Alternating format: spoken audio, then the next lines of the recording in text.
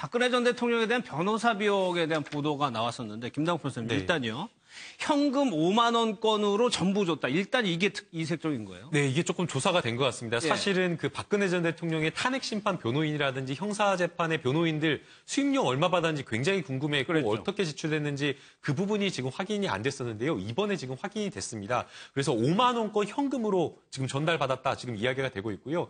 탄핵 심판 같은 경우에는 4명에서 10명까지 500만 원을 받았다라고 500만 지금 원씩? 이야기되고 있는데 예. 아마도 제 생각에는 역할에 따라서 비중을 좀 달리해서 지급했을 가능성이 높습니다. 특히나 유영하 변호사 같은 경우에는 박근혜 전 대통령을 수시로 접견하면서 사실상 그 변호인단의 단장 역할을 했던 그런 자리에 있었기 때문에 그렇죠. 아마도 차증해서 지급했을 것으로 생각이 되고 그래서 형사재판 같은 경우에는 사람당 3천만 원에서 1억 원까지 현금을 지급했다. 지금 이렇게 나오고 있는데요. 이렇게 그 큰 액수, 어떻게 보면 큰 액수라고 지금 생각할 수가 있는데 예. 변호사들 입장에서는 아마도 본인이 맡고 있었던 사건을 모두 다 중단시키고 이것에만 전념을 해야 됐기 때문에 이 금액 자체가 또 많지 않다고 받아들였을 가능성이 높은데요.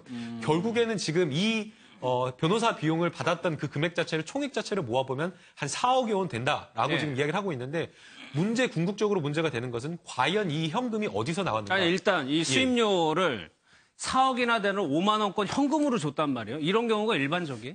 없습니다. 사실은 어떻게 보면 없다라고 봐야 될 거고요. 예. 왜냐면은 그 수임료, 저희가 이제 수임료를 받게 되면 단순하게 그냥 돈 받은 걸로 끝나는 게 아니라 현금 영수증 반드시 의무적으로 그러겠죠. 발급을 해줘야 되고요. 예. 또 그 변호사 경유 프로그램이라고 해가지고 어떤 사건을 언제 맡았다라는 거, 수임 경위와 사건 내역을 입력하도록 되어 있습니다. 예. 그렇기 때문에 이 금액 자체를 입금을 맞추기 위해서라도 계좌로 받는 게 투명하게 계좌로 받는 게 일반적인데 이것을 현금으로 받았다라고 하면은 굉장히 특수한 경우라고 봐야 될 것이고 예. 만약 그렇다라고 한다면 변호사의 필요라기보다는 주는 사람이. 의뢰인의 필요에 따라서 이것을 현금으로 주지 않았나 그렇게 생각할 수밖에 없을 것 같습니다. 일단 청와대 관계자가 들고 갔다고 하는데 또 그 사람은 부인하고 있는데 4억 원이나 되는 돈이 어디서 나왔냐. 이게 지금 검찰 수사가 초점을 맞추고 있는데 네.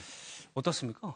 거기에 대해서 이제 한 언론 보도에서는 뭐 합리적인 의심을 제기하고 있는 거고요. 예. 또 얼마 전에는 9월 달, 그러니까 최순실 국정농단 사건에 대한 보도가 7월 달에 터지기 시작했을 때부터 안봉근 전 비서관이라든지 이재만 비서관이 국정원으로부터 특수활동비 받는 걸 중단시키라라고 얘기가 나왔는데 그리고 나서 9월 달에 정호성 전 비서관이 돈이 더 필요하다고 추가로 청와대로부터 금액을 예. 받았다는 것 아니겠습니까?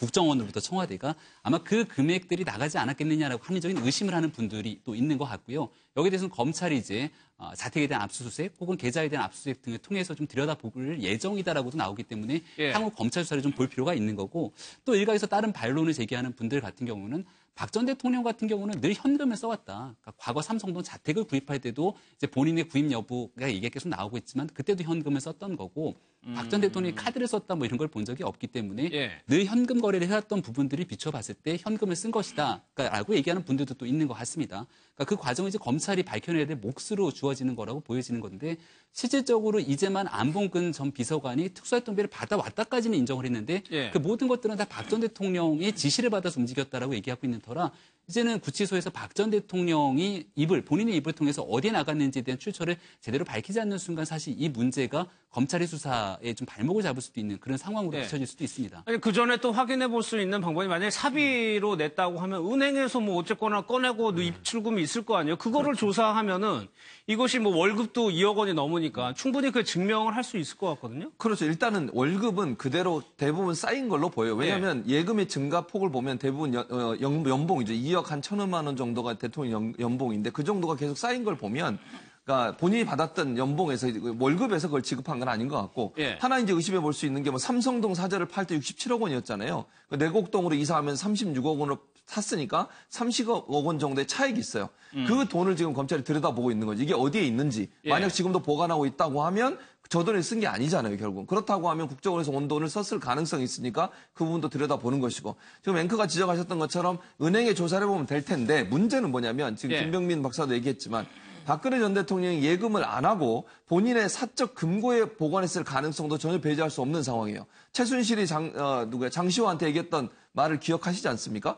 그 삼성동 사저 2층에 가면 금고가 있는데 거기에 충분히 쓰고 남을 돈이 있다. 예. 그러니까 그 돈 가지고 그때 자기 딸 정유라하고 손자를 좀 돌봐달라 이런 얘기를 했다라고 하는 거 장시호가 증언한 적이 있습니다. 예. 그럼 만약에 현금을 본인이 어디다 따로 보관했을 가능성도 충분히 우리가 고려해 볼 수 있다는 거죠. 그러니까 은행에 집어넣지 않고 본인만 현금을 사용하는 걸 좋아했다고 하면 어디 개인적인 장소에 보관하거나 다른 사람한테 부탁해서 보관한 상태에서 썼을 가능성도 있기 때문에 예. 이게 이제 국정원 특수활동비가 들어갔다고 하면 지금 가지고 있는 여러 가지 본인의 예금 계좌나 아니면 본인의 집을 팔아서 남은 돈들이 어디에 있는지를 조사해 보면 예. 그 돈이 쓰인 건지 아니면 다른 데 돈 들어올 데가 없는데 돈을 뭐 얼마를 지급했다고 하면 그건 국정원 특수활동비를 사용했다고 하는 게 증명될 수 있는 요소이기 때문에 예. 검찰이 그 두 부분을 비교해서 아마 조사를 할 가능성이 있다고 보여집니다. 쉽지 않아 보이는데 그래서 일단 검찰에서는 내곡동 사저를 가봐야 된다 뭐 이렇게 얘기를 하고 네, 여러 가지 이제 가능성을 아마 보고 있는 것으로 보이는데요. 결정적으로 이제 어떤 금원으로 지급을 했느냐가 문제일 건데 이 출처와 관련해서 박근혜 대통령이 소명을 해야 된다고 생각이 됩니다. 그런데 일단 그 삼성동 사저를 매각한 대금 같은 경우에는 박근혜 전 대통령이 구속되어 있는 상태였기 때문에 대리인이 매각했을 수밖에 없습니다. 그렇죠. 예. 그렇다고 한다면 남은 차액을 대리인이 현금으로 보관한다라고 생각하는 거는 상식적으로 생각하기 어렵기 때문에 이 매각 대금은 아닐 것으로 생각이 되고요. 그렇다라고 한다면 예금에서 빠져나왔어야 되는데 앞서 교수님께서 말씀하신 대로 예금이나 이런 것들이 줄어든 것이 아니라 늘었기 때문에 예. 이 4억이라고 하는 이 변호사 비용이 어디서 나왔는가라는 것을 생각하면 결국에는 국정원의 현금이었던 것이 아니냐라는 이런 좀 추론적으로 조금 강하게 의심이 되고 있는 상황입니다. 그거를 이제 객관적으로 증명을 해내야 되는 거죠, 검찰이. 네. 그런데 지금 박근혜 전 대통령은 이 소식을 모르는 것 같다 이런 얘기가 좀 나오거든요. 이미 사선 변호인이 다 사임을 한 상태고 국선 변호인의 접견을 거부하고 있는 예. 상황이기 때문에 언론을 통해서도 이 얘기를 전하는데 좀 시간이 걸릴 겁니다. 그렇다면 누군가의 일반인 접견을 아예 거부하고 있는 상황이니까 이 내용을 모를 수도 있겠습니다만은 저는 뭐 어떤 방식을 통해서든지 간에 내용 정황은 알고 있을 확률이 높다라고 보여지고요.